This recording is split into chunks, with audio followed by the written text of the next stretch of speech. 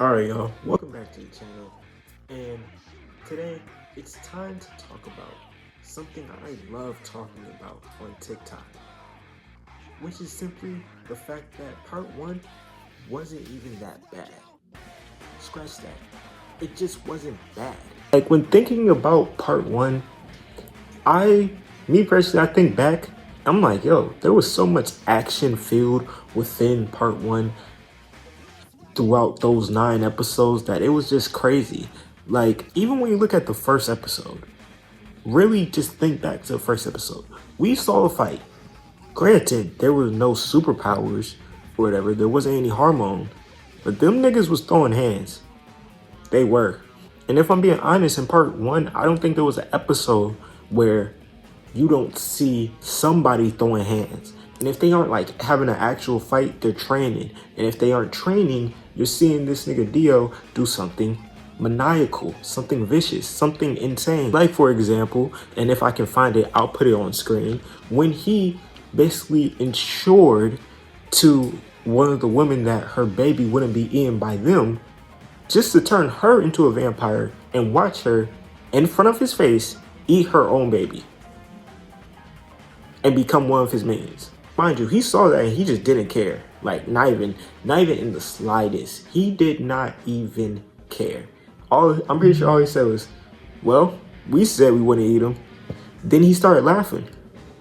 And in all honesty, just watching that made me just more hooked on the show than I was before. Seeing Dio like that, just seeing how sinister this nigga was getting, I was really locked in on part one because I wanted Jonathan to win.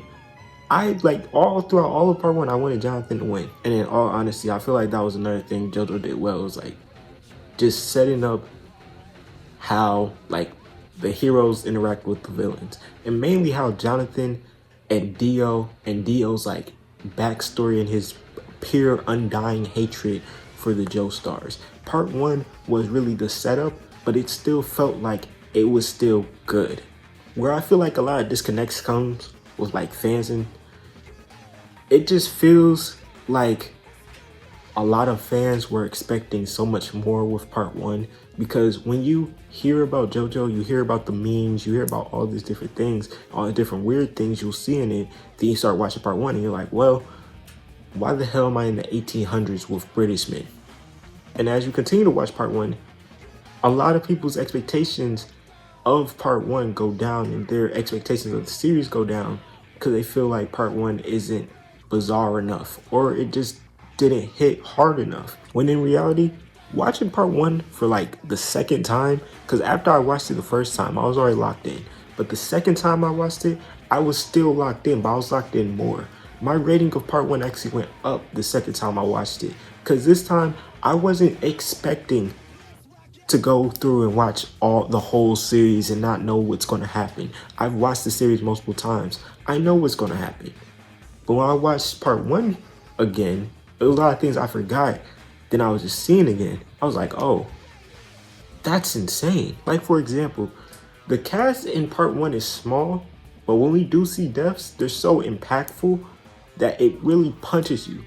Will Zeppeli's death low-key does punch you, because you see this man who knew his fate the entire time. He never let Jojo know about it. He knew his fate the entire time. He knew that at the end, he was going to die a very bad death.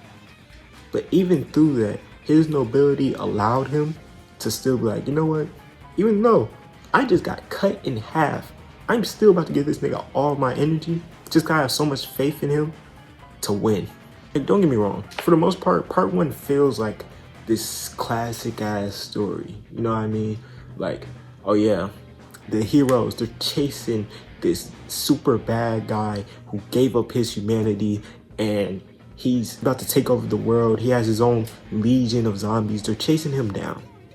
But the man on the other side, he's so strong, he's so noble, and that nigga just won't give up like he's fucking Superman, that he just keeps coming back and fighting Dio again and again and again, all the way until the end. And really, for me, what solidified part one as being one of them ones was deadass the ending.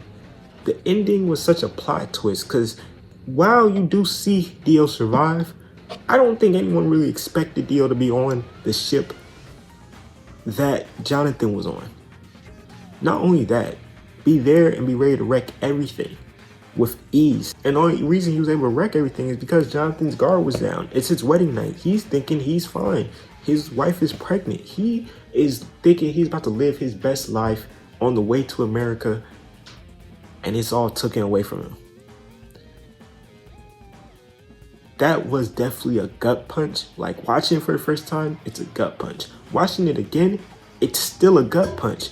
Cause it's like, man, this nigga actually struggled his last, 10, 11, 12 years of life because Dio just didn't like him.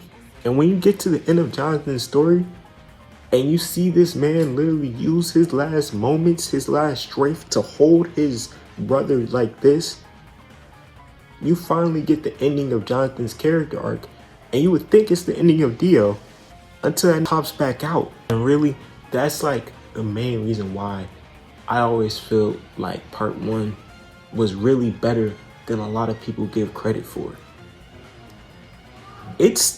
Part 1 is still a great story. It just felt like a lot of people didn't want to hear about Jonathan's story because they were so interested on hearing about Stan's or just more.